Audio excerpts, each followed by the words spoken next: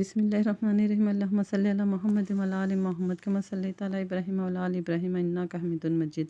अल्लाहुम्मा बारिक अला मुहम्मद व अला आलि मुहम्मद कमा बारकता अला इब्राहीम व अला आलि इब्राहीम इन्नका हमीदुम मजीद।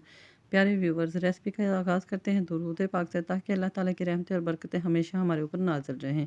आज मैं शेयर करने लगी हूँ मटन कढ़ाई की रेसिपी, जो कि ग्रीन चिली मटन कढ़ाई है।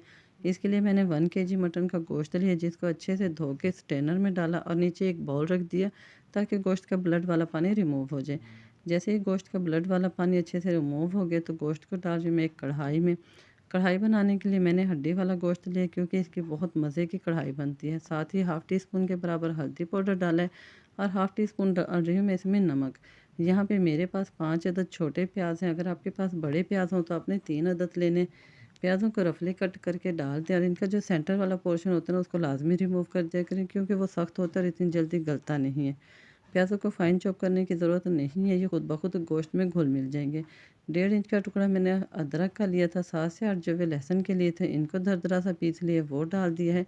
मैं ये पतीली में बना रही हूँ, तो इसलिए मैं यहाँ पे डालूँगी 1.5 गिलास पानी, लेकिन अगर आप कुकर में बना रहे हैं तो आपने 1 गिलास पानी डालना है। पानी डाल के चम्मच की मदद से तमाम चीज़ों को हमने कर लेना है मिक्स, ताकि प्याज और गोश्त वगैरह जो है ना आपस में घुल मिल जाए अच्छी तरह। 1 मिनट तक हमने इसमें चम्मच चला लेना है, ताकि लहसुन अदरक भी सारे गोश्त में अच्छे से रच बस जाए। 1 मिनट के बाद पतीली को कर दिया मैंने कवर और हम चलते हैं फ्लेम की तरफ। पतीली को रख दिया फ्लेम पे। स्टार्ट में मैंने फ्लेम को रखा है हाई 4 से 5 मिनट, ताकि गोश्त को उबाल आ जाए। जैसे ही 4 से 5 मिनट गुजरे हैं, तो देखें हमारे गोश्त को जो है ना अच्छे से उबाल आ गया है, जैसा कि आपको स्क्रीन पे नज़र भी आ रहा है। तो यहाँ पे एक दफ़ा फिर मैं चम्मच चलाऊँगी, क्योंकि खाने में चम्मच जो है ना दरमियान में बार बार चलाते रहा करें। अगर आप इसको ऐसे ही बंद करके छोड़ देंगे, तो नीचे से खाना गल जाता है और ऊपर से खाना कच्चा रह जाता है।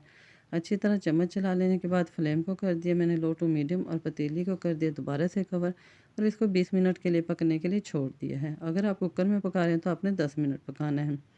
20 मिनट व्यूवर्स गुजर चुके हैं और पानी जो है ना हमारा काफ़ी हद तक गोश्त का जो है ना ड्राई हो गया और गोश्त भी हमारा टेंडर हो गया है। तो चूँकि हम बना रहे हैं ग्रीन चिली मटन कढ़ाई, और कढ़ाई तो जो है ना कढ़ाई में ही बन के मज़ा देती है, तो अब हम इस गोश्त को शिफ्ट कर लेंगे एक प्यारी सी कढ़ाई में। पतीली हमारी गर्म है, तो आप भी ज़रा जब इस तरह गोश्त को पलटें तो एहतियात कीजिए। मैंने भी इंतहाई एहतियात से गोश्त को कढ़ाई में डाल दिया है और ये देखें गोश्त हमारा जो है ना अच्छे से टेंडर हो गया है।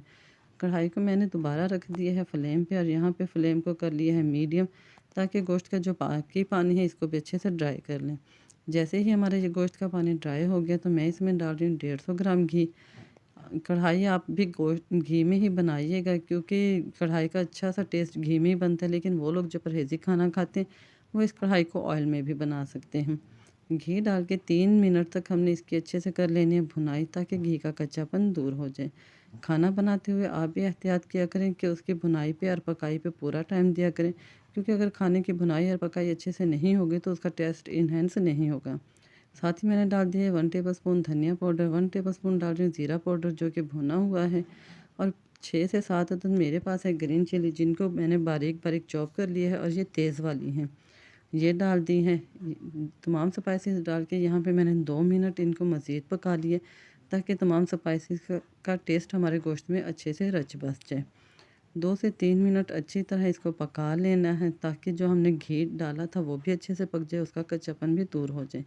और अब मैं डाल रही हूँ इसमें 3 अदद टमाटर, जिनका मैंने पेस्ट बना ली है। अगर आपके पास छोटे टमाटर हों तो आप 4 से 5 टमाटर भी ले सकते हैं। टमाटर डाल के एक मरतबा फिर हमने 1 मिनट के लिए इन तमाम चीज़ों को पकाना है, और जैसे ही 1 मिनट गुजरेगा, तो हमने पतीली को कर देना है कवर और फ्लेम को कर देना है मीडियम, और इसको छोड़ देना है 3 से 4 मिनट के लिए, ताकि टमाटरों का पानी जो है ना वो अच्छे से ड्राई हो जाए, और हमारे गोश्त में अगर थोड़ा बहुत कच्चापन होगा स्पाइसेस में, तो वो भी दूर हो जाएगा।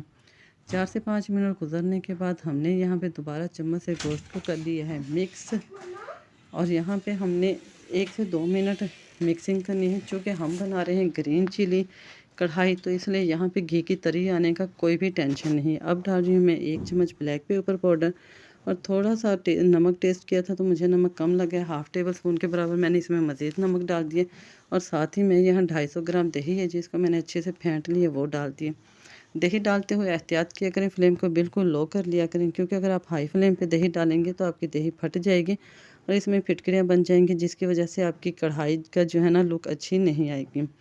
जैसे ही मैंने दही डाली तो जल्दी से तेज़ी से उसको मिक्स कर लिया है, ताकि हमारी दही में फिटकियाँ ना बने।